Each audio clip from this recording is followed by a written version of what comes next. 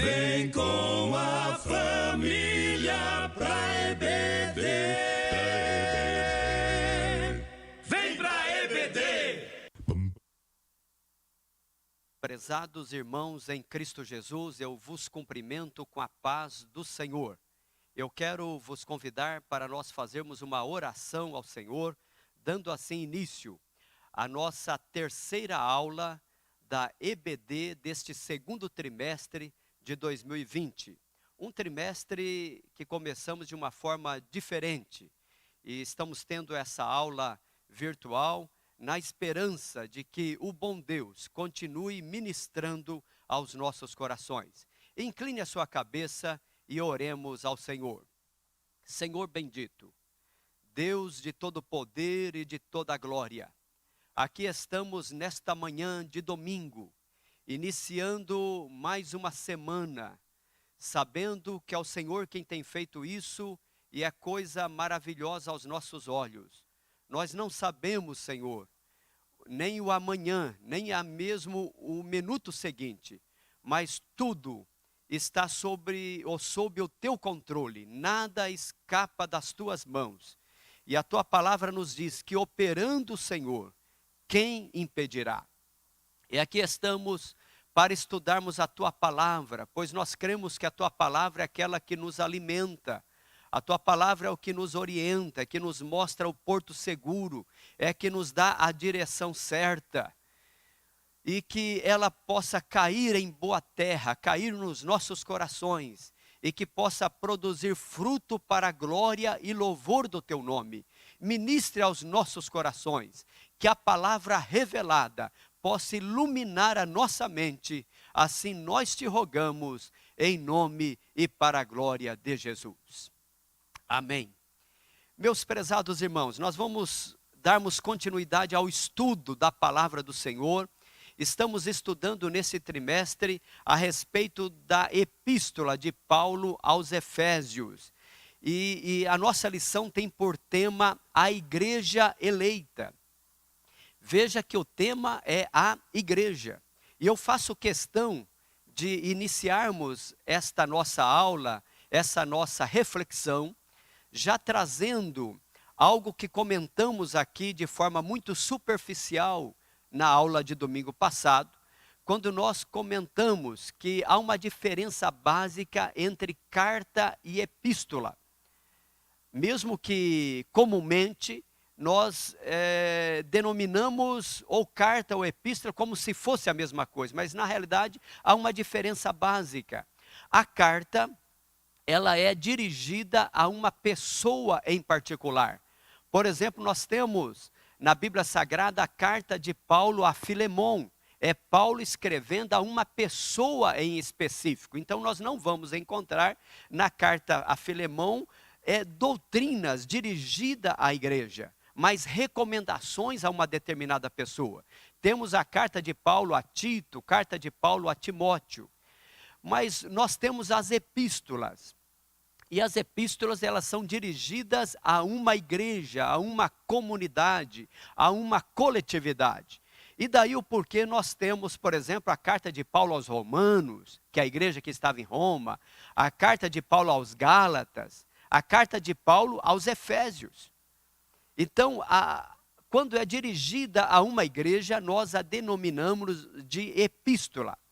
Pois bem, nós estudamos também no domingo passado, e você pode ver na tela logo a seguir, alguma recapitulação muito rápida, mas só para nós fazermos aqui um elo, fazermos aqui uma ponte entre a lição 2, que nos falou sobre a sublimidade das bênçãos espirituais em Cristo, e fazermos essa ponte com a lição de número 3, que vai nos falar sobre a eleição e a predestinação.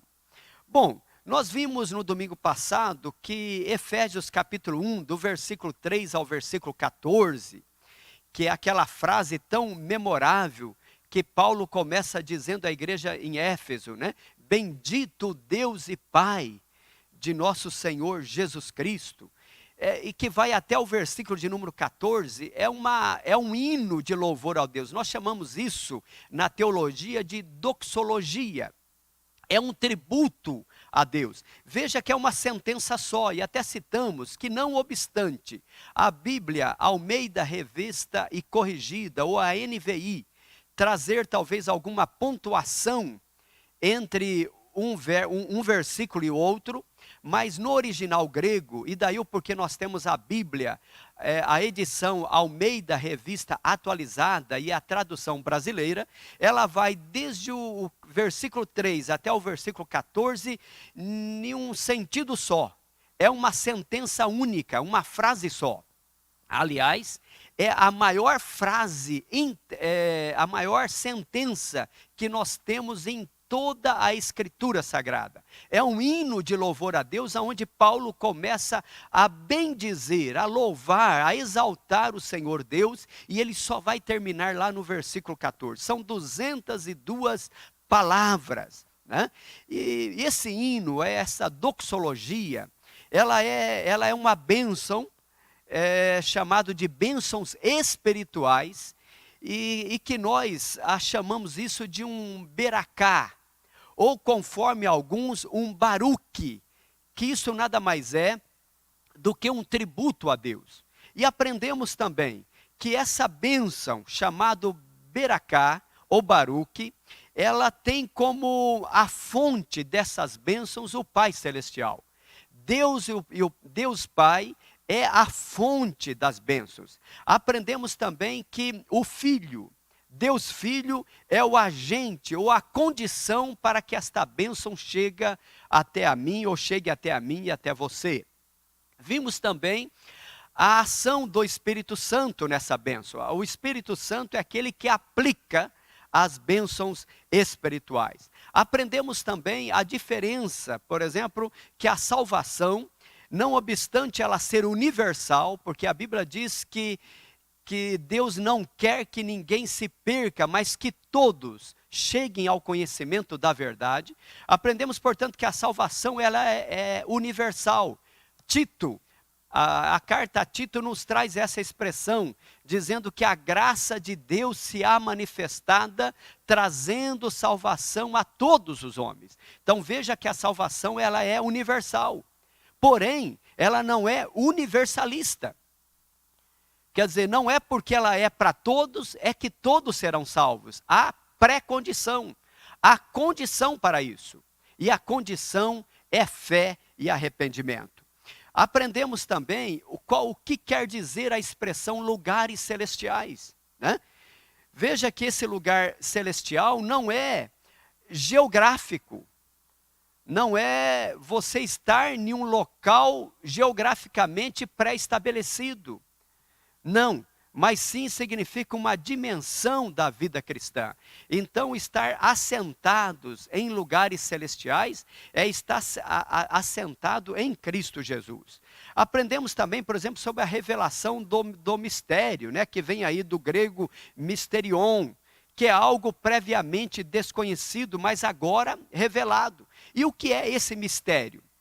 Esse mistério nós até comentamos que é como se Deus tivesse uma carta na manga, aquilo que os profetas não falaram, mas que nos últimos tempos, através da vinda, da morte, ressurreição de Cristo, o estabelecimento da igreja, aquilo que era desconhecido foi revelado. E esse mistério revelado é a igreja. Paulo vai falar na carta aos Efésios, no capítulo 2, que Deus pega os dois povos, judeus e gentios, e desses dois povos Deus funde e faz um povo só, chamado igreja. Então igreja é esse mistério que estava oculto, mas que no fim dos tempos foi manifestado. Aprendemos também o que queria dizer a expressão plenitude dos tempos. E aprendemos que há duas palavras para tempo. Nós temos no grego a palavra cronos, da onde vem o termo em português cronologia, que é o tempo 2020, 2021, que é um tempo estabelecido cronologicamente. Mas aprendemos que quando a Bíblia fala sobre a plenitude dos tempos, ela não está dizendo sobre o tempo cronos, mas de um outro termo grego chamado kairos. Kairos é o tempo de Deus, ou um tempo pré-estabelecido por Deus. E como o domingo passado foi uma aula mais curta, porque tivemos, e de uma forma muito brilhante, a professora Thais nos trouxe aqui uma aula singular a respeito da Páscoa. Não foi possível naquele momento nós comentarmos sobre a última parte daquela lição, que nos falou sobre o selo do Espírito Santo. E veja que esse selo do Espírito Santo, esse selo vem da palavra da palavra grega arrabon, que significa penhor, depósito, a garantia. E aqui cabe até uma ressalva, porque talvez muitos cristãos imaginam que o selo, e eu digo cristãos pentecostais, que é a nossa linha, muitos cristãos pentecostais imaginam que o selo ou penhor do Espírito Santo é o batismo com o Espírito Santo. Mas veja, batismo com o Espírito Santo é um revestimento de poder e não selo. O selo do Espírito Santo é quando o homem, ele dá ouvido à palavra. Ele recebe a palavra pela fé, há a regeneração, e nessa regeneração o homem ele é selado, esse selo ele é interior. Então o selo é a garantia, é o penhor, que o Espírito Santo está nos marcando como pessoa agora exclusiva de Cristo Jesus.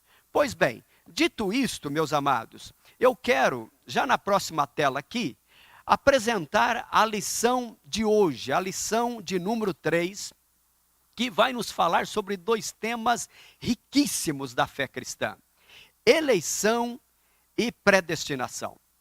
E nós sabemos muito bem que este é um tema que muitas das vezes tem dado motivo para muitas discussões no meio da igreja. Isso não é de hoje, né?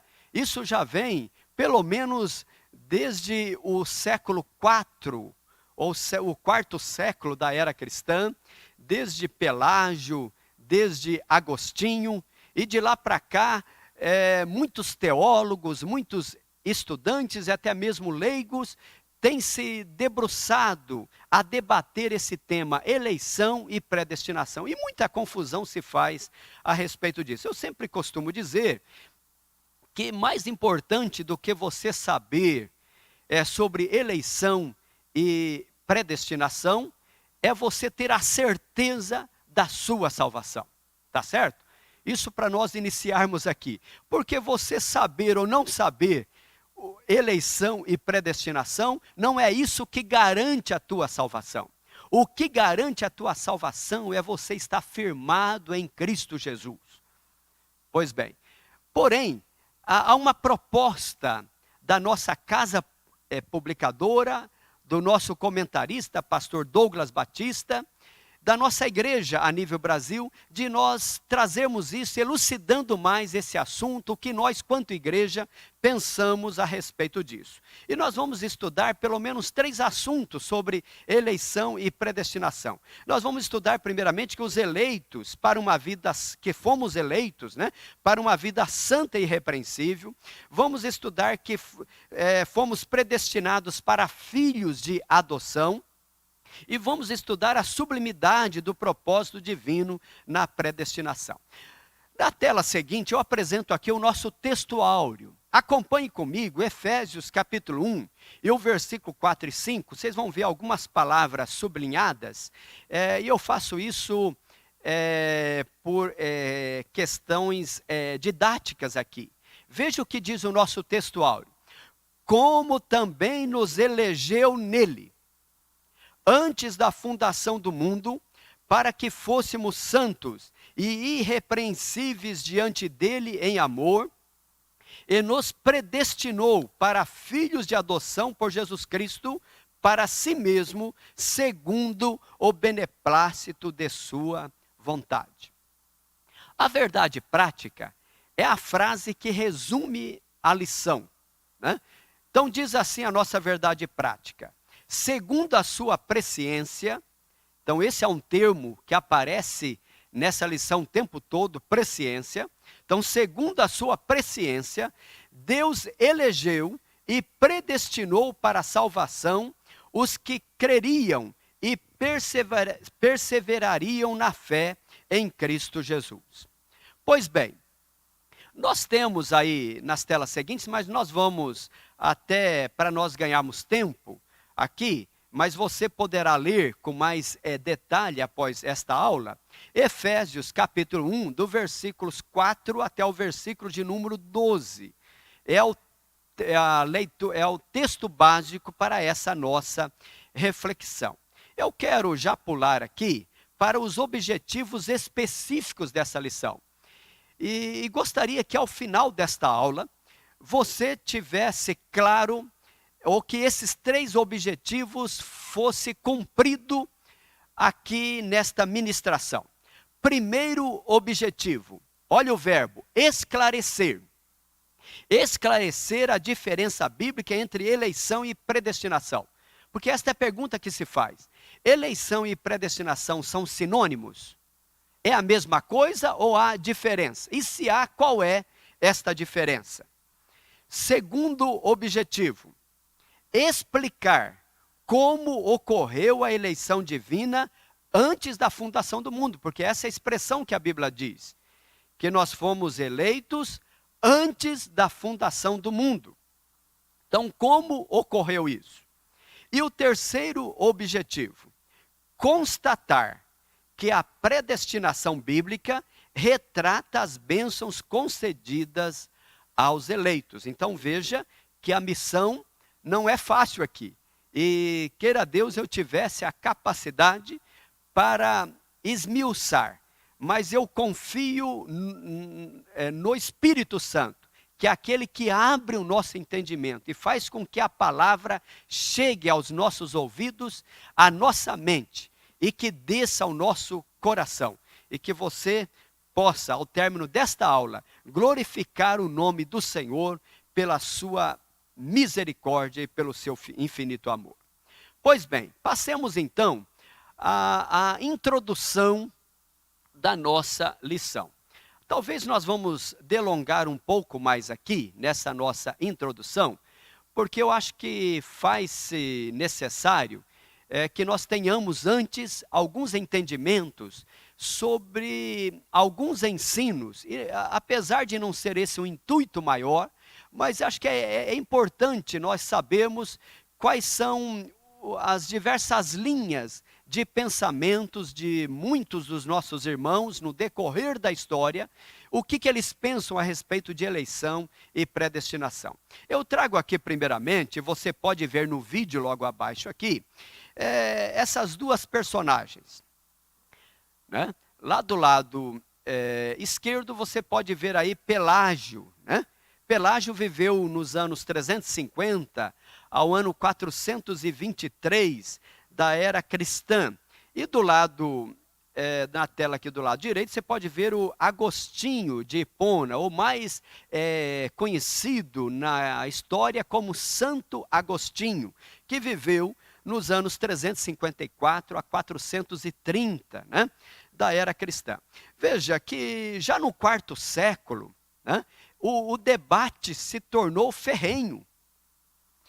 Pelágio, por exemplo, da onde vem a famosa escola chamada Pelagianos, o que Pelágio acreditava? Que o pecado de Adão foi apenas Adão quem pecou.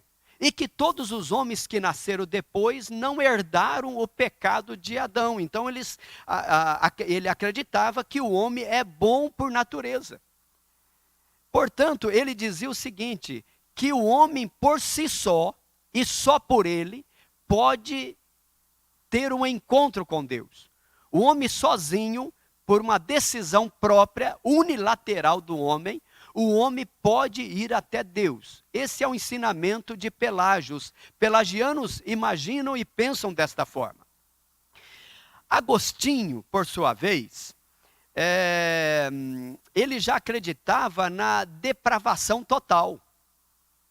Que todos os homens pecaram e estão mortos em seus delitos e pecados, e dizia ele, portanto, o morto não pode fazer nada. Ou Deus vem ao seu encontro, ou ele continuará morto, inerte.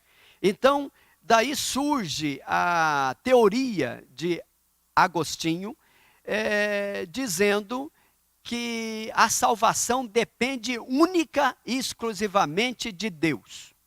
Não há nenhuma participação do homem. Há apenas a participação de Deus. Então veja que nós temos duas linhas totalmente opostas, né? Pelágio dizendo, cabe única e exclusivamente ao homem. E nós temos Agostinho que diz, não, o homem não pode fazer nada.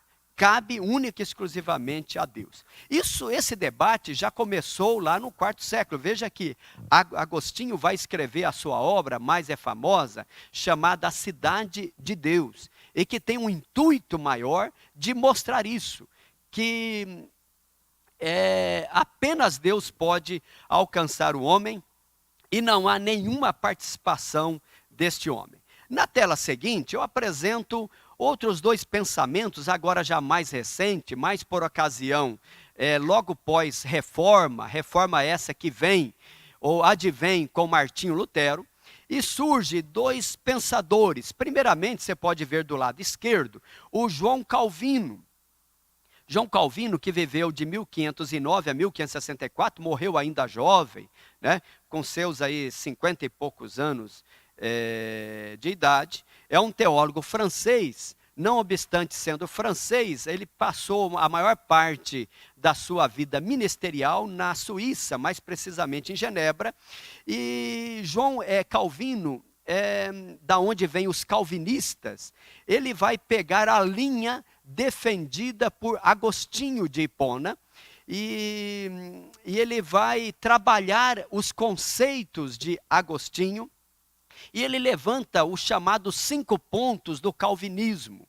E na língua inglesa é feito ali um acróstico.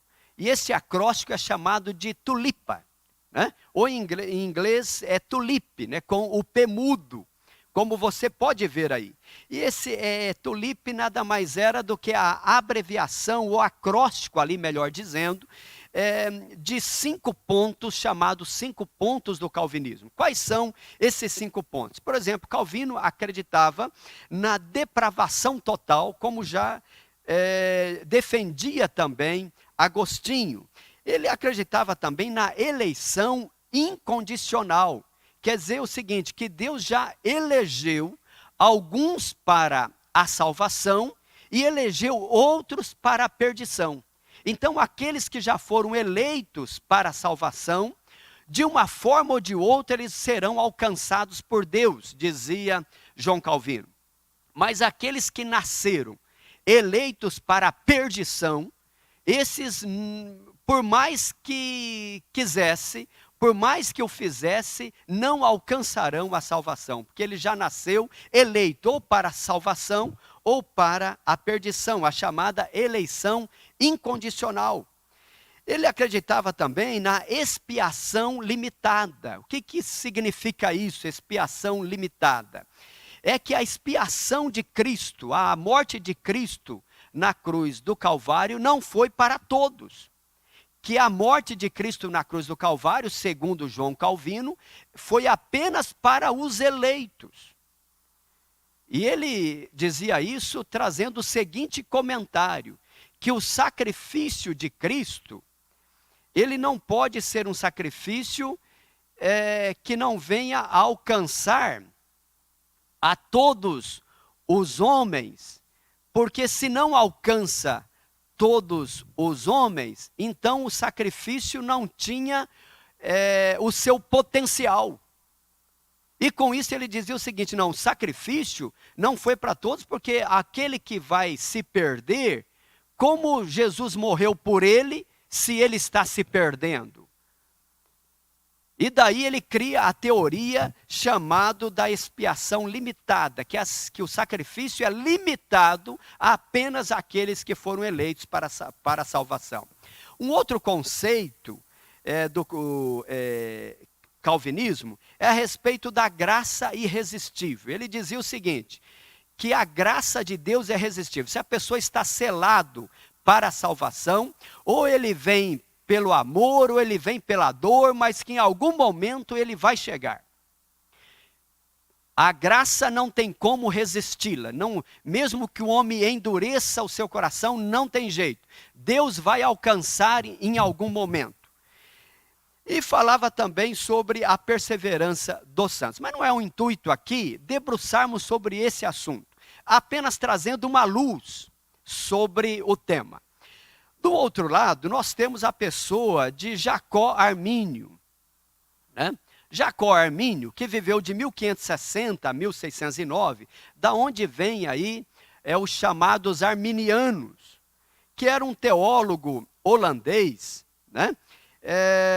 E ele faz um contraponto a Calvino, não obstante ele ter sido alimentado no início da sua fé com um dos discípulos de João Calvino.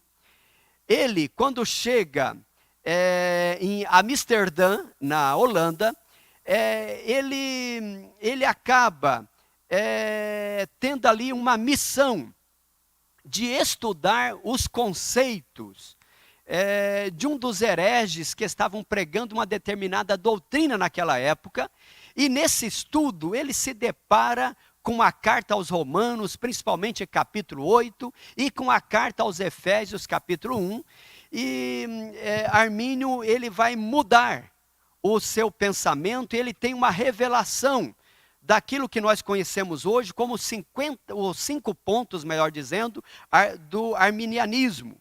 E veja que ele faz um contraponto a Calvino. Ele vai dizer que não, que a eleição, ela é condicionada pela fé. Então, que há o livre-arbítrio do homem, que o homem tem a opção de escolha. Ele pode endurecer o coração ou flexibilizar o coração. Ele vai dizer que a expiação de Cristo é suficiente a todos os homens, que o sacrifício de Cristo tem potencial para salvar a todos os homens. Ele vai dizer também que o homem, ele conta com o auxílio do Espírito Santo. Ele vai dizer que a graça é resistível, sim, que o homem pode resistir à graça. Deus pode bater no coração do homem, e ele pega a expressão: eis que eu estou à porta e bato. E se alguém ouvir a minha voz e abrir, eu entrarei e cearei com ele e ele comigo. E ele vai dizer também que nós somos capazes, então, de resistir o pecado, mas estamos sujeitos a cair. Pois bem, então esses são os debates teológicos que nós temos. Eu acho que nesses 30 minutos aqui, deu para nós fazermos uma recapitulação da aula de domingo passado, fazendo aí esta ligação com esta aula de hoje, eleição e predestinação, e nesta introdução, mostrando aqui as 4 linhas de pensamentos, né, que nós temos dentro da questão da eleição e da predestinação. Veja até na tela seguinte, que nós até colocamos aqui de uma forma muito abreviada, né, o modelo calvinista e o modelo arminiano. O modelo calvinista mais no alto, né, é como se fosse o decreto divino, dizendo o seguinte: olha, Deus decretou e pronto, a história já está escrita, não importa o que você faça, você ou está salvo ou está perdido, salvo uma vez, salvo para sempre, perdido de uma vez, perdido para sempre.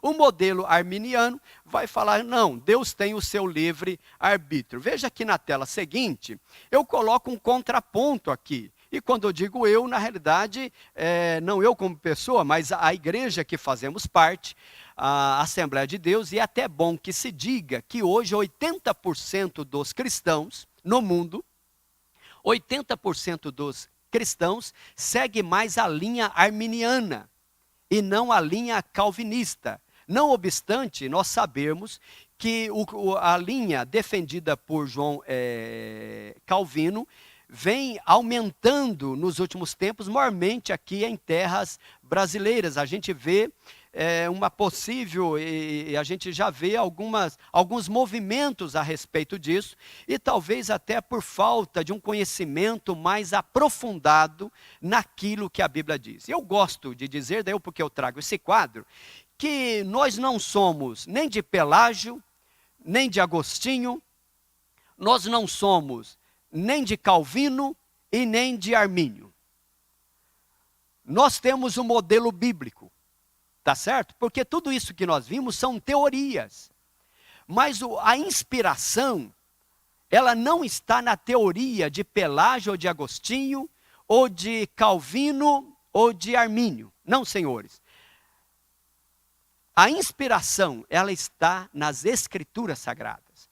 Sabemos, e principalmente Agostinho, que foi um homem zeloso pela Escritura, ou João Calvino e Armínio, que foram homens que certamente nós o encontraremos na glória. É bom que se diga isso, tá certo? Que nós o encontraremos na glória, porque foram homens zelosos pela Escritura Sagrada, e longe de nós aqui, e não é o intuito dessa lição, lançar pedra, ou dizer quem está certo e quem está errado.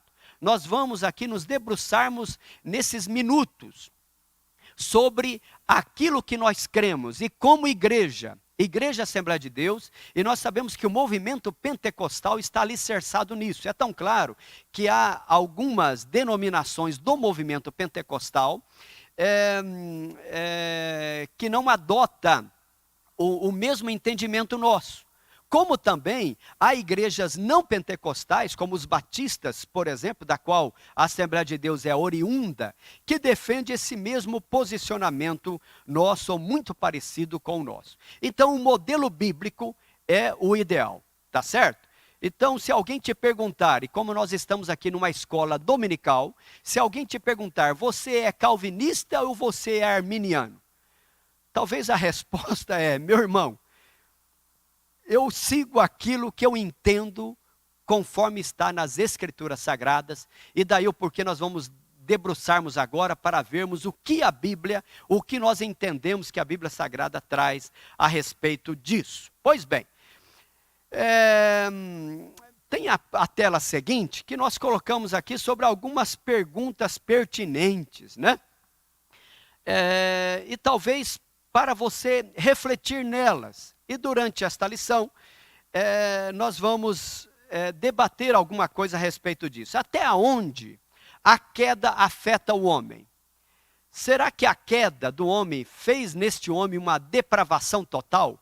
Romanos capítulo 3, quando Paulo diz assim, não há ninguém que faça o bem, né? Todos se extraviaram, a garganta do homem é como um sepulcro aberto, os seus pés são ligeiros para a matança, para derramar sangue.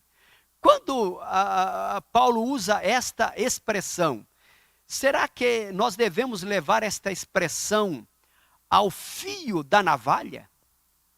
Ou ele está usando uma expressão hiperbólica? Porque, por exemplo, será que você conhece alguém que não conhece a Deus, não tem conhecimento de Deus, mas que de uma certa forma há um senso de justiça, em alguma medida? Será que você conhece alguém que mesmo que não tenha conhecimento de Deus, de uma certa forma há bondade nesse coração? Certamente você poderá indicar pessoas assim. Pessoas assim. Veja que o apóstolo Paulo, no capítulo 14 da carta do livro de Atos dos Apóstolos, ele vai dizer, quando ele está em um determinado lugar, ele vai dizer o seguinte, vai falar para aquela população, olha, vocês não conhecem a Deus, mas Deus conhece vocês há muito tempo. Olha, quem é que vocês acham que vos dá o sol toda manhã? Quem é que vocês acham que manda a chuva toda manhã? Quem é que vocês acham que tem enchido o vosso coração de alegria? Vocês não conhecem a Deus, mas Deus tem se revelado a vocês todos os dias. Então veja que na humanidade, em todos os tempos, mesmo tendo maldade, mas a bondade é algo que Deus nos empresta, e de uma certa medida, há bondade no coração dos homens. Não de todos é tão claro, mas há bondade nos corações. Então, até onde a queda afeta o homem? Né? O ponto 2, somos capazes de fazer o bem? O 3, temos livre-arbítrio? Né? Como que é essa questão de livre-arbítrio? Será que só Adão teve livre-arbítrio e toda a sua descendência, ninguém tem livre-arbítrio? Foi você ou não foi você quem decidiu assistir essa aula virtual hoje pela manhã? Você decidiu ou não decidiu tomar café hoje pela manhã? Como que fica essa questão do livre-arbítrio? E o ponto 4, Deus escolhe para a salvação? Como que é isso? Será que Deus é justo ou injusto? Na tela seguinte, eu coloco aqui os problemas, né? Das posições. Nós vamos passar rápido aqui, talvez o ponto 3 apenas, devido ao horário, né? As teologias, e textos, né? Nós temos que ter um cuidado, porque a Bíblia ela tem que ser entendida no seu contexto geral. Você não pode pegar um punhado de versículos bíblicos, colocar dentro de um liquidificador, tá certo? E misturar aquilo, você vai ter ali uma salada de frutas. A Bíblia não pode ser entendida pegando versículos isolados, né? Alguém que vai defender que Deus já determinou de antemão e marcou, dizendo, olha, esse vai ser salvo e esse vai ser perdido, ele vai pegar alguns versículos isolados que vai dar base a essa interpretação. Os outros que entendem de forma contrária, vai pegar só versículos isolados. Mas a Bíblia tem que ser entendida como um todo, né? Por exemplo, eu coloco aqui a carta aos Hebreus, por exemplo, né? Se você for ler a doutrina da salvação, somente baseado na carta aos Romanos, você pode ter um entendimento apenas de um lado da moeda. O equilíbrio tem que fazer parte da vida humana. O equilíbrio bíblico tem que fazer parte. Mas se você pega a carta aos Romanos e você faz um contraponto com a carta aos Hebreus, você vai ter um entendimento diferente. E veja, a Bíblia não deve ser entendida isoladamente. Ela é um conjunto para nos dar uma ideia maior. Pois bem, passemos então, passando agora esta introdução, nós vamos para o capítulo 1 desta nossa lição. O capítulo 1 vai nos falar sobre eleitos para uma vida santa e irrepreensível. Isso é interessante, e eu gostaria de ler Efésios capítulo 1 e o versículo 4, que diz assim, olha, já lemos aqui no nosso textuário, como também nos elegeu nele antes da fundação do mundo, para sermos santos e irrepreensíveis diante dele em amor. Então veja, a eleição, né, essa palavra eleição, né, ela significa escolha. Então veja, palavra eleição significa escolha. O que é eleger? É escolher. Mas veja que esta eleição, né, aqui nos diz o texto em quem nós fomos escolhidos. E por isso que eu fiz questão de ler Efésios 1 e 4. Como também nos elegeu nele. Nós fomos eleitos em quem? Fomos eleitos em Cristo. Olha, em que tempo se deu essa escolha? A Bíblia diz que essa escolha em Cristo se deu antes da fundação do mundo. E para qual propósito Deus nos elegeu em Cristo antes da fundação do mundo? Deus nos elegeu em Cristo antes da fundação do mundo com um propósito duplo, de sermos santos e irrepreensíveis diante dele em amor. Então veja, eu até coloco a frase aqui embaixo, que ninguém é eleito sem estar unido a Cristo pela fé. Nós somos eleitos em Cristo. E aqui, meus prezados, é que há uma diferença grande. Veja, por exemplo, na tela seguinte, eu coloco talvez esta frase aqui, que ela vai nos dar assim uma compreensão maior desse texto. não fomos eleitos para estar em Cristo, não, senhores, mas fomos eleitos em Cristo. Olha, quando eu digo que não fomos eleitos para estar em Cristo, é porque a nossa eleição se dá em Cristo Jesus. Não é os méritos nossos, não é o mérito meu e seu, não, senhores. O mérito é totalmente de Cristo. Nós não fomos eleitos para depois estarmos em Cristo. É o contrário. Nós fomos eleitos em Cristo, é nele, por ele e para ele. E sem ele, como nos diz a Bíblia, nada do que foi feito se fez.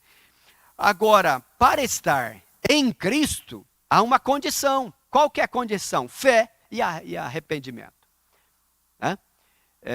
A carta aos Romanos, a Bíblia até vai nos trazer isso no capítulo 10, né? E como ouvirão se não há quem pregue? Né? E como pregarão se não forem enviados? Como crerão? Né?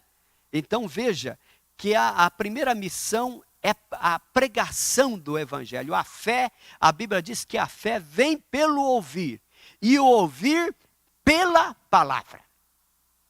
Quando alguém ouve o evangelho entra na mente, no coração do homem, e se o homem abrir o coração, ali nasce a fé, ali há a regeneração. E essa regeneração produz no homem o arrependimento. Essa palavra arrependimento vem de uma palavra grega chamada metanoia.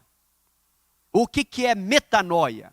Arrependimento é mais do que uma tristeza segundo Deus. Arrependimento é uma expansão da consciência.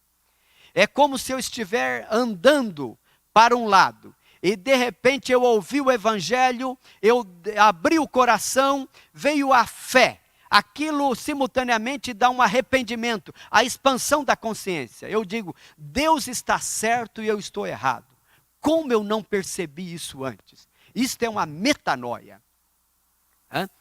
Mas veja, meus amados, que assim, a eleição, e qual que é a diferença básica, talvez, para o entendimento da doutrina da eleição? Nós, os pentecostais, e alguns também tradicionais, nós acreditamos que quando a Bíblia fala sobre a doutrina da eleição, não está se referindo à eleição de uma persona, de uma pessoa no individual, no singular. Não, senhores, mas a eleição é a eleição da igreja.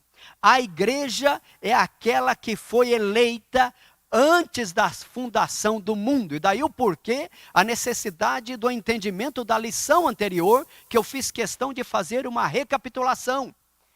Veja que o que foi eleita antes da fundação do mundo é a igreja.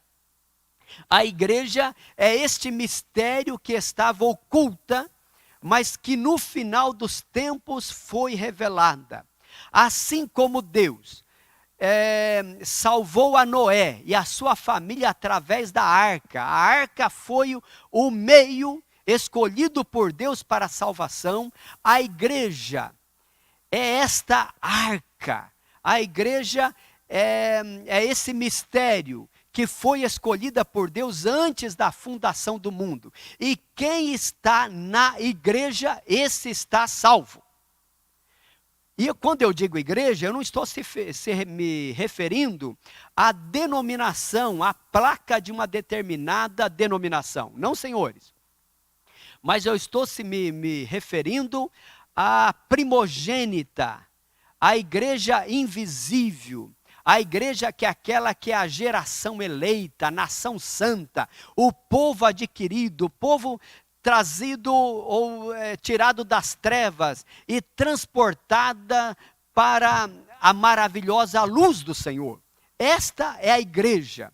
A igreja é este mistério tão especial, escolhida por Deus antes da fundação do mundo. E veja que, não obstante a igreja só ter surgido de forma física ou de forma visível apenas no dia de Pentecoste, fazem parte da igreja não apenas aqueles que nasceram após o surgimento visível desta igreja, mas faz parte desta igreja todos aqueles que morreram na esperança da salvação, porque Jesus é o centro da Bíblia Sagrada. Todos aqueles que viveram desde os nossos primeiros pais, Adão, todos eles morreram na esperança da redenção. Disse Deus para o primeiro casal: da semente da mulher nascerá aquele que há de esmagar a cabeça da serpente. Veja, os profetas e todo o ritual da lei já apontava para a pessoa de Cristo Jesus. E Cristo disse: eu edificarei a minha igreja. Então a igreja, não obstante ter surgido no Pentecoste, faz parte desta igreja todos aqueles que morreram antes de Cristo e após Cristo. Tá certo? Então esta igreja é aquela que foi eleita antes da fundação do mundo. A nossa declaração de fé das Assembleias de Deus, ela é muito categórica nesse assunto, e você poderá depois ler. Quem ainda não tem a declaração de fé das Assembleias de Deus, vale a pena você, estudante da Palavra de Deus, adquirir para uma maior e melhor compreensão deste assunto. Eu trago aqui, no ponto seguinte, na tela seguinte, o ponto 2 deste capítulo 1. Veja que vai nos falar aqui sobre as condições da eleição. Então, a eleição para a salvação é oferecida a todos.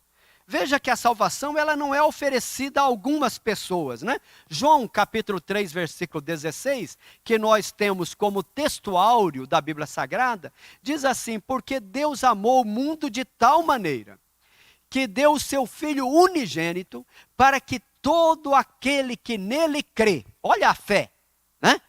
E olha a condição, é condicional, para que todo aquele que nele crê não pereça, mas tenha a vida eterna. Então a salvação, ela é oferecida a todos, ela é universal.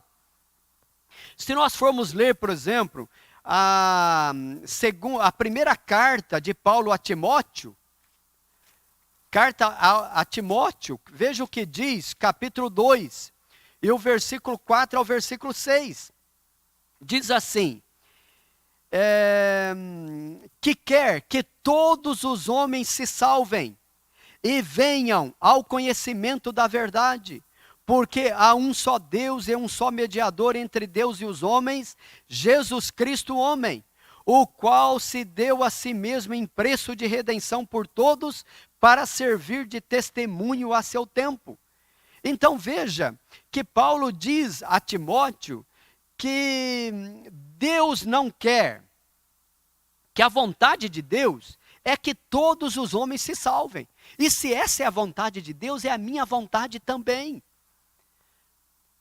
Por isso nós pregamos o evangelho a todos os homens, em todo o lugar, em todo o tempo, dizendo aos homens que se arrependam, como disse o apóstolo Paulo. Veja, as condições da eleição, ela torna-se uma realidade para cada pessoa, de acordo com o seu prévio arrependimento, né? Efésios 2:8, que nós citamos muito esse versículo, né? Que diz assim, ó: porque pela graça sois salvos por meio da fé. Olha aqui a condição, né? A fé. Porque pela graça sois salvos. A graça é um dom de Deus, é algo imerecido, é um favor imerecido, é um presente de Deus, a graça. Essa é a parte divina. Por meio da fé.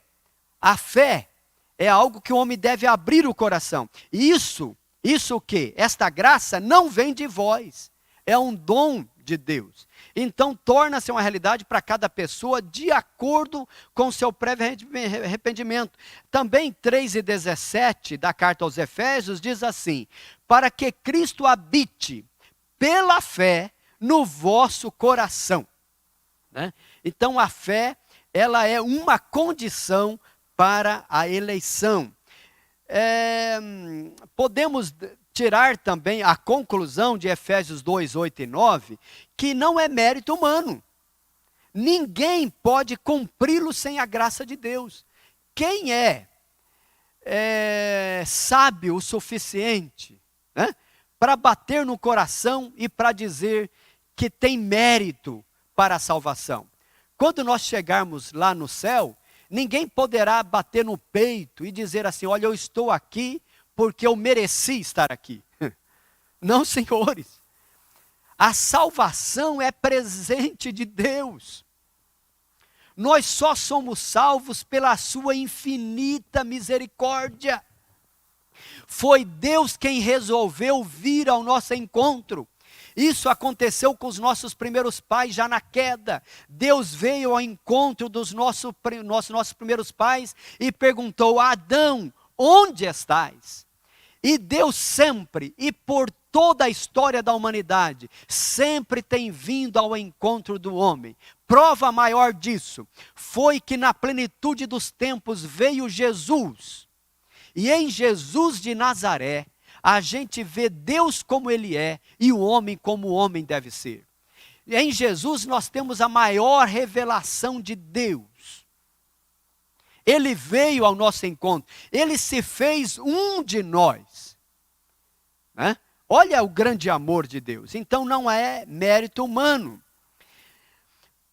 Na tela seguinte, ainda dentro desse capítulo 1, eu coloco aqui a questão da vida santa e irrepreensível. Então a igreja, ela foi eleita por Jesus, ou ela foi eleita por Deus Pai, em Cristo.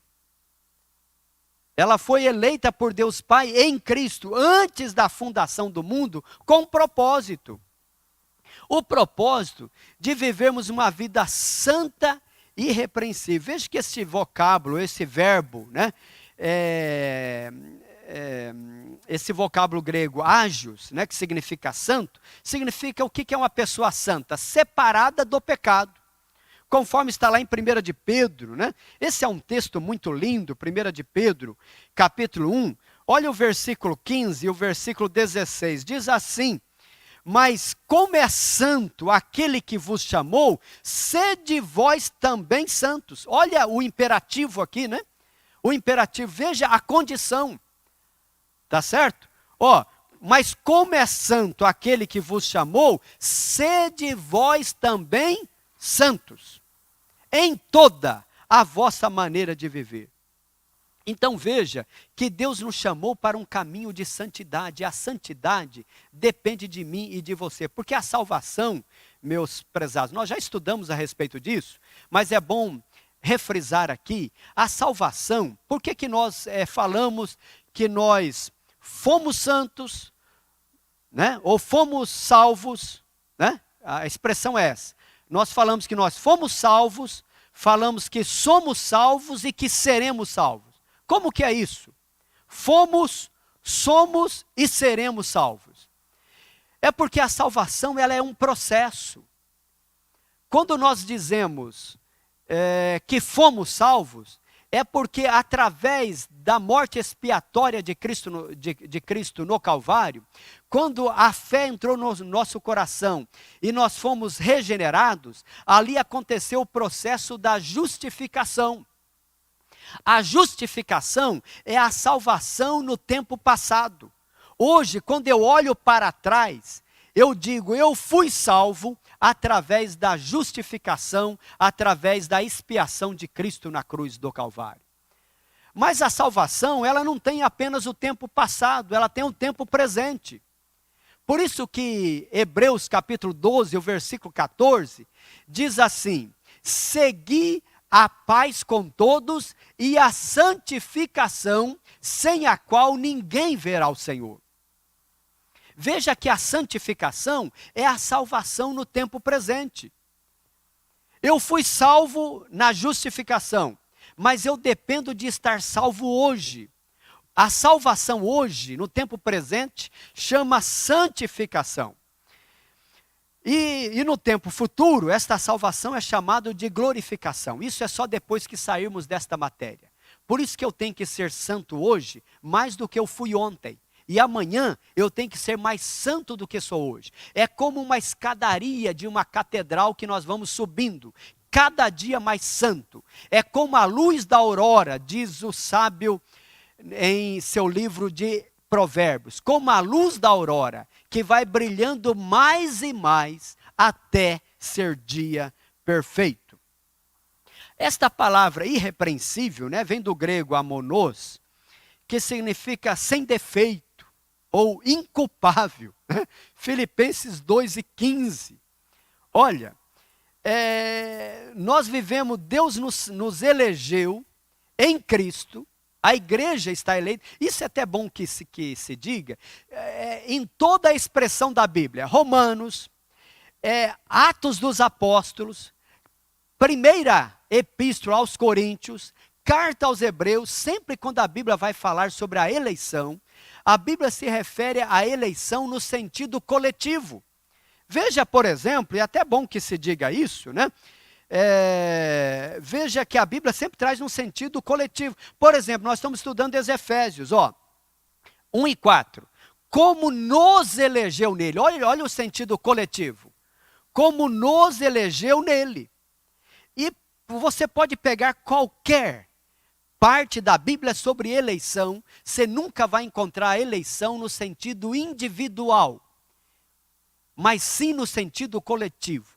Todos aqueles que estiverem dentro desta cápsula, ou desta redoma chamada igreja, a igreja está eleita. Se eu estou inserido na igreja, eu estou eleito para a salvação. Sair fora da igreja, estou perdido.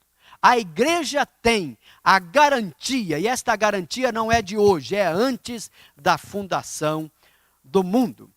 Muito bem.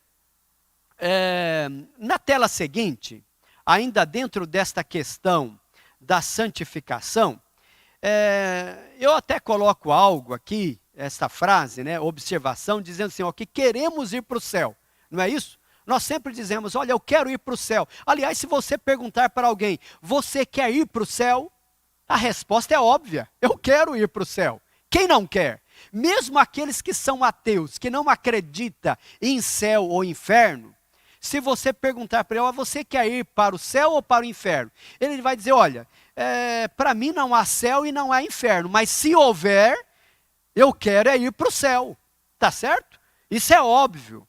Mas olha, a Bíblia, a história que a Bíblia nos passa, é que antes de eu querer ir para o céu tem que vir até nós.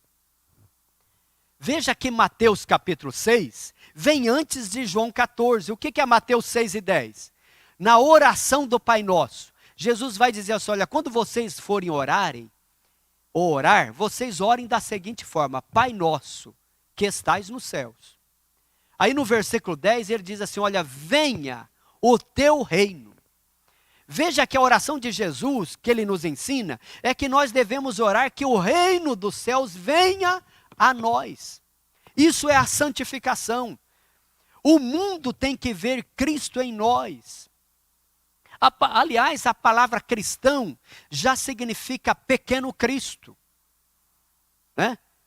Pequeno Cristo, ou aquele que se parece com Cristo. E a vontade de Deus é a terra povoada de pessoas que se parecem com Cristo. Tá certo? Então, esta é a nossa missão.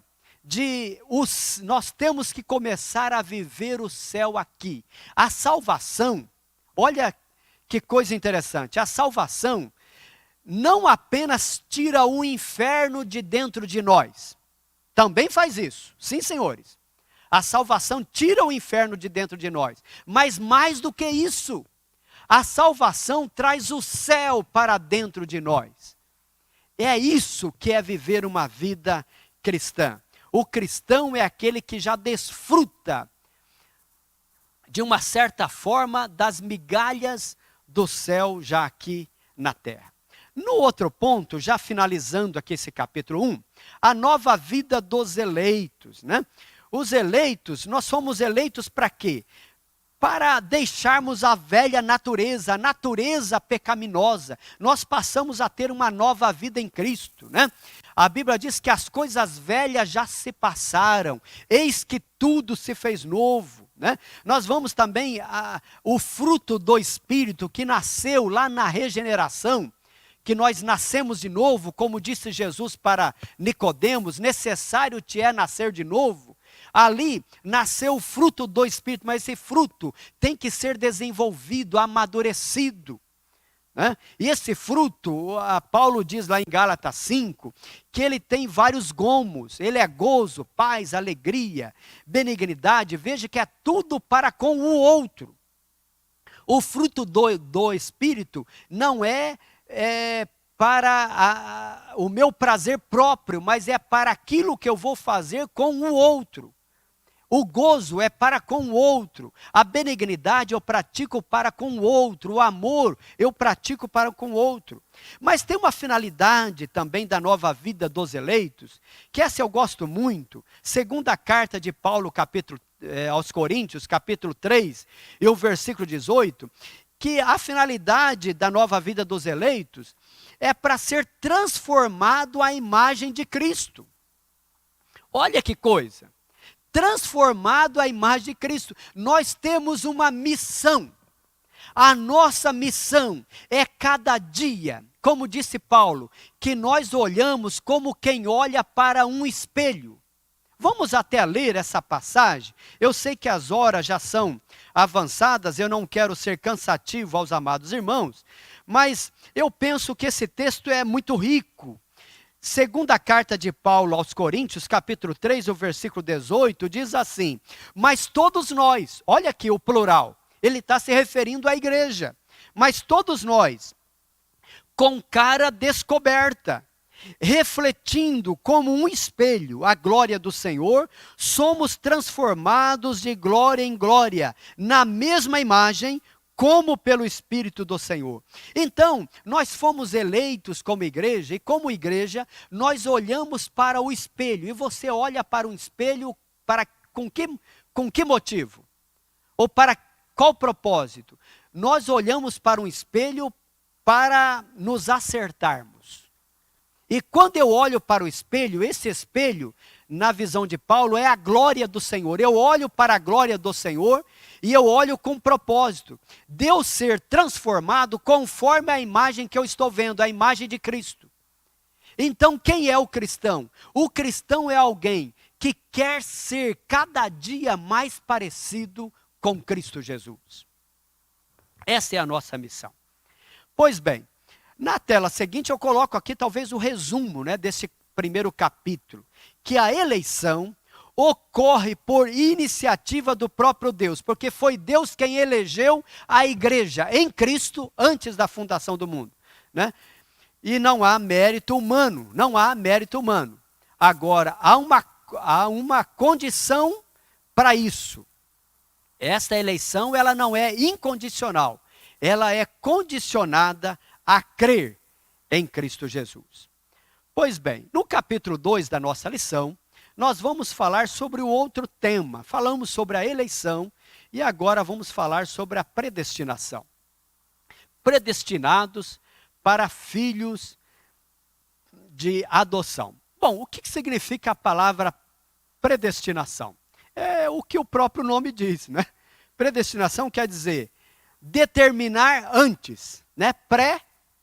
Né? Que vem desta palavra que significa antes, pré é antes. E destinação quer dizer de determinar. Então, determinar antes. Esse é o significado da palavra predestinação. Na tela seguinte eu coloco aqui a nossa declaração de fé das Assembleias de Deus, que eu faço questão de ler aqui, que ensina que a predestinação dos salvos é precedida pelo conhecimento prévio de Deus, daqueles que, diante do chamamento do Evangelho, recebem a Cristo como seu Salvador pessoal e perseveram até o fim. Romanos 8, né? O versículo 29 e o 30. É bom nós lermos esse texto, porque esse texto, ele é fundamental para esta compreensão. Diz assim, ó: porque os que dantes conheceu, também os predestinou para serem conformes à imagem de seu Filho, a fim de que ele seja o primogênito entre muitos irmãos. E aos que predestinou, a esses também chamou. E aos que chamou, a esses também justificou. E aos que justificou, a esses também glorificou. Olha aqui, esses dois versículos é chamado pelos teólogos como a mecânica da salvação, né, os processos da salvação. Então veja, Deus na sua presciência, o que é presciência? É conhecer antes, porque Deus não é pego de surpresa, não, senhores, né? A presciência, ela vai até além da onisciência, né? O conceito de onisciência é saber de todas as coisas. Esse é um dos atributos de Deus. Deus sabe de todas as coisas. Mas presciência é saber com antecedência. E daí vem Isaías, capítulo 46, e o versículo 10, quando a Bíblia nos informa assim, que Deus é aquele que conhece o fim desde o começo. Como que ele conhece o fim desde o começo? É porque ele é Deus.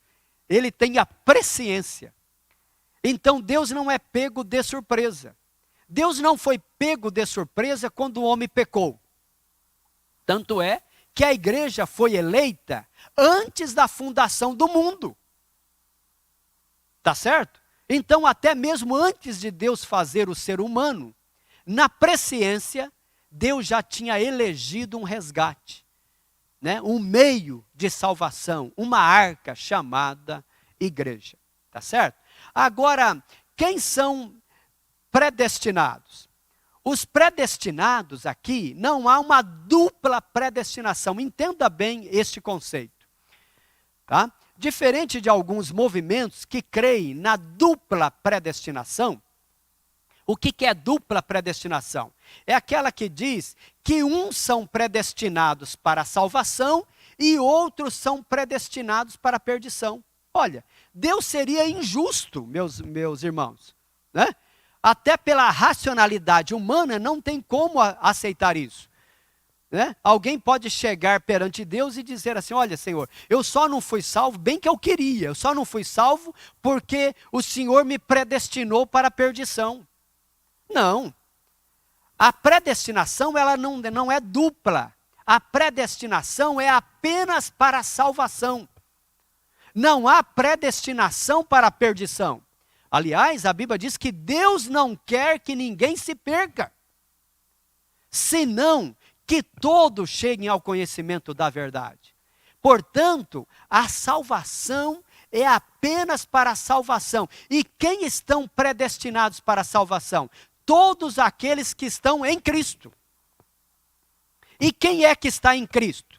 Aqueles que foram eleitos, aqueles que estão na igreja. A igreja é que estão eleitos. Então, veja que a predestinação, ela é apenas para a salvação. Se alguém quer ser salvo, é possível ser salvo. Alguém pode estar salvo hoje e estar perdido amanhã, porque ele pode entrar pelo caminho da apostasia. Por isso que a Bíblia é o tempo todo dizendo, a ser fiel até a morte, e dar-te-ei a coroa da vida. Aquele que perseverar até o fim, esse será salvo. Há uma condição para isso. Então, os predestinados são predestinados para a salvação. Não há predestinação para a perdição. A vontade de Deus é que todos cheguem ao conhecimento da verdade. Pois bem, O ponto 2, na tela seguinte, nós fomos predestinados, né? Com propósito. Esse é um termo muito lindo na Bíblia Sagrada, que nós fomos predestinados para adoção. Olha, a adoção, e aqui a nossa lição traz esta ressalva, que a adoção é um termo romano, né? Também conhecido pelos gregos, porque os judeus não tinham esta terminologia de filhos por adoção. Isso é algo usado por Paulo. Paulo, além de judeu, também era romano, e Paulo traz este termo de adoção. E veja, ele não usa então que a igreja, nós somos filhos por natureza de Deus, mas ele usa o termo como filhos adotivos de Deus, filhos por adoção. E veja que o filho por adoção, nós temos os mesmos privilégios. Então isso só é possível pelo amor do Pai. Porque nós, que outrora era um zambujeiro bravo, nós fomos enxertados na oliveira verdadeira, e hoje nós temos o privilégio de sermos chamados de filho. Eu faço questão até de colocar na tela seguinte aí os privilégios desta adoção, né? Olha, Deus criou o ser humano para estar em comunhão com ele, mas o pecado rompeu com essa dádiva. Olha do outro lado, Paulo usa uma analogia da adoção na sociedade romana, em que o filho adotado recebeu o direito ao nome e aos bens de que o adotava. Qual que é o nome que nós recebemos? Recebemos o nome de filho de Deus. Isso, meus amados, não é pouca coisa. Nós temos o privilégio de sermos chamados filhos de Deus. Isso, só recebemos isso pela predestinação da salvação. Deus nos elegeu, estamos na igreja e agora estamos predestinados à salvação. Temos o direito de sermos chamados filhos de Deus. Mas também, Deus nos deu o direito aos bens. Veja que a Bíblia nos fala, né? Que nós passamos a ser herdeiro. Isso está na próxima tela. Que Deus nos deu o privilégio de ser herdeiros de Deus e co-herdeiros com Cristo. Cristo é considerado como primogênito.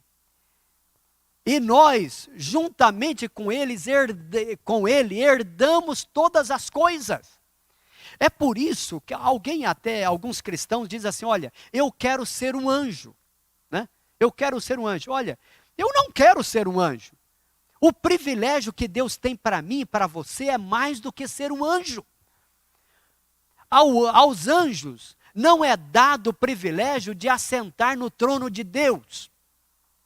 Mas Apocalipse, capítulo 3, nos dá a bênção que aqueles que vencerem assentarão com Cristo no seu trono. A nós, humanos, é dito que nós teremos o privilégio de julgar os anjos. Então, nós temos privilégios inefáveis. Aliás, essa palavra inefáveis, Paulo usa dizendo que aquilo que Deus preparou para nós são coisas que não subiu ao nosso entendimento, não desceu ao nosso coração, e ele diz que são coisas inefáveis, né? Mas olha, um outro privilégio que está ainda nesta tela o direito de ter intimidade com o Pai. Essa palavra Abba Pai, eu coloco até, não sei se está dando para os irmãos verem, né? Mas um pai e um filho correndo aos seus braços. Outrora, o homem achava que que o homem estava distante de Deus.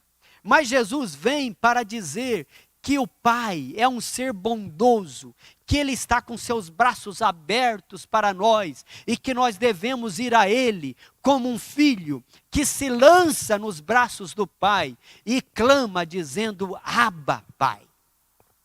E o Abba, Pai aqui é paizinho querido. Paizinho querido. Aleluias, louvado seja o Senhor. Este é o direito de ter intimidade com o Pai Celestial. E eu finalizo esse tópico 2 e já encerraremos dentro aí de 5 minutinhos, né? O tópico 2 eu poderia resumir assim, que em seus decretos eternos, Deus predestinou os eleitos em Cristo a serem filhos por adoção e herdeiros de todas as bênçãos espirituais. No capítulo 3, que está na tela seguinte, eu coloco aqui sobre a sublimidade do propósito divino na predestinação, né?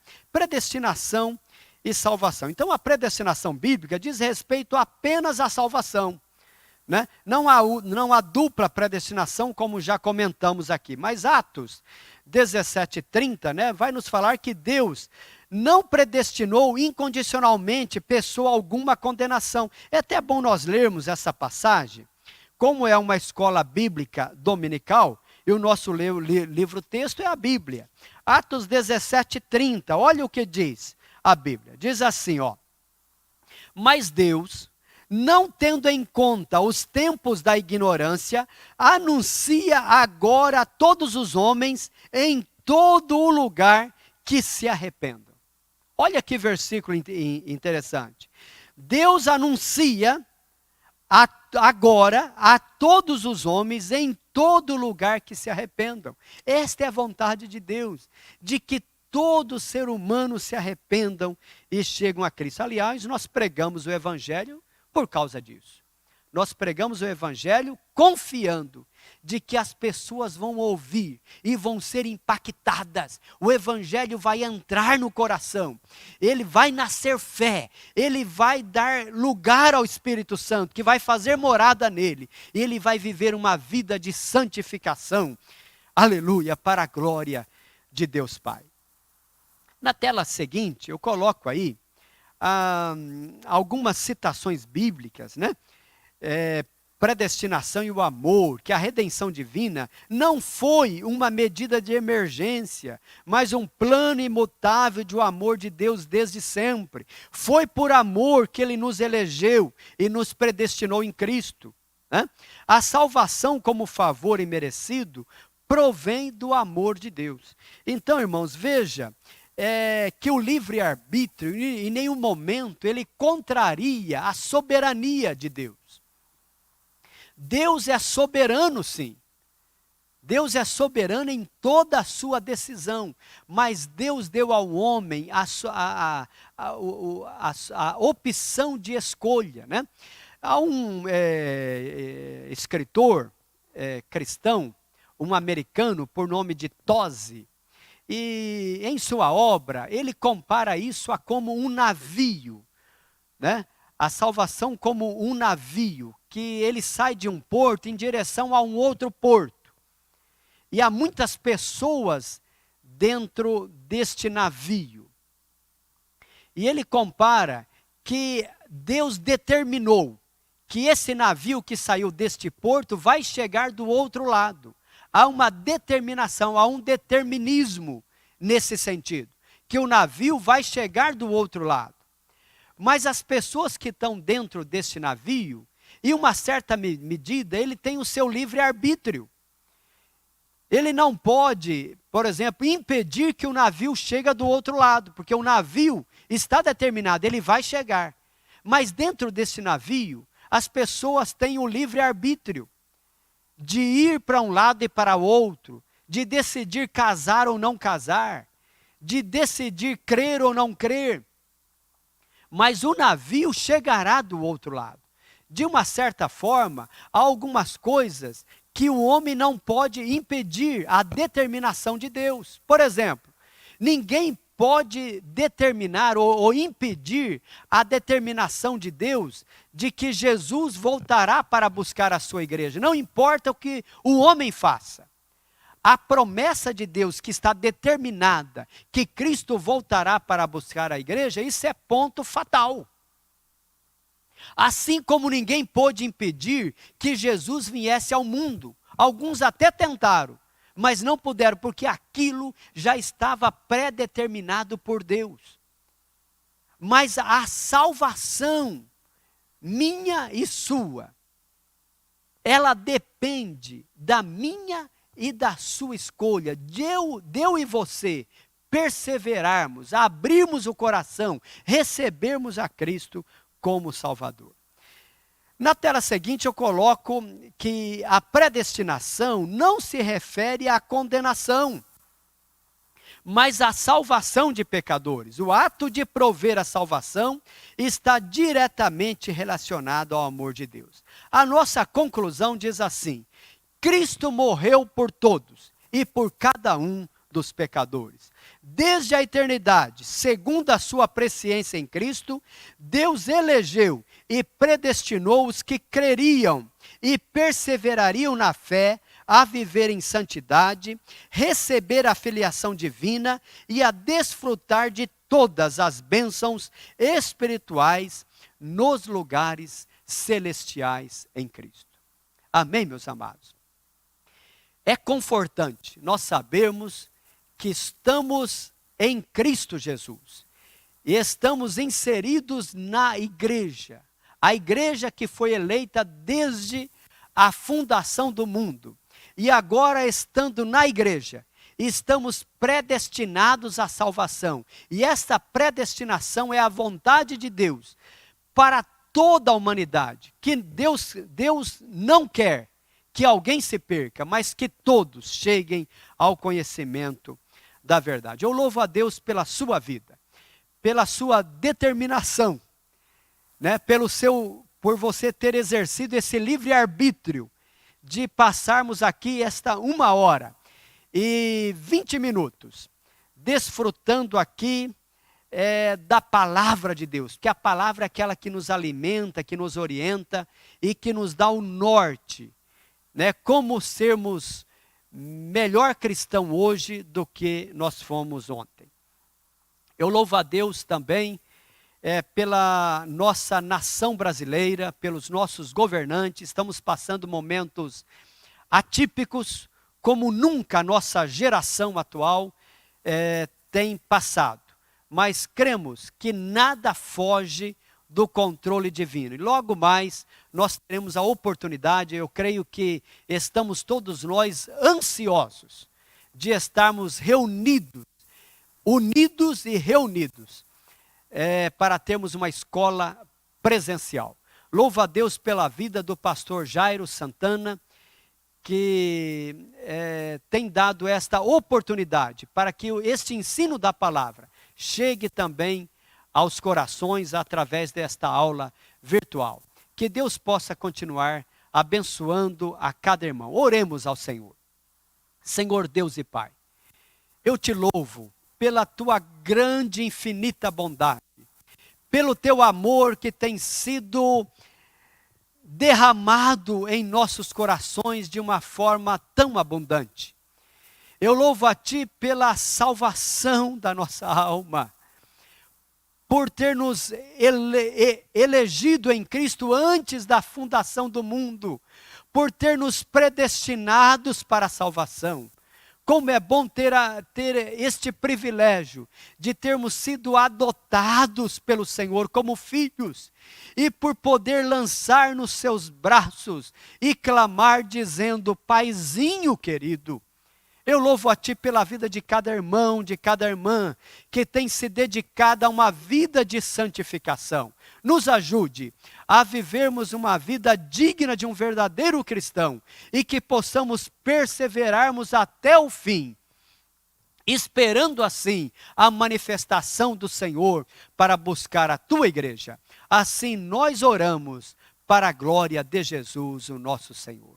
Que Deus nos abençoe. Amém. Estudar a Bíblia, estudar a Bíblia, estudar a Bíblia na escola dominical. Estudar a Bíblia, estudar a Bíblia, estudar a Bíblia na escola dominical. Vem mais de Deus aprender.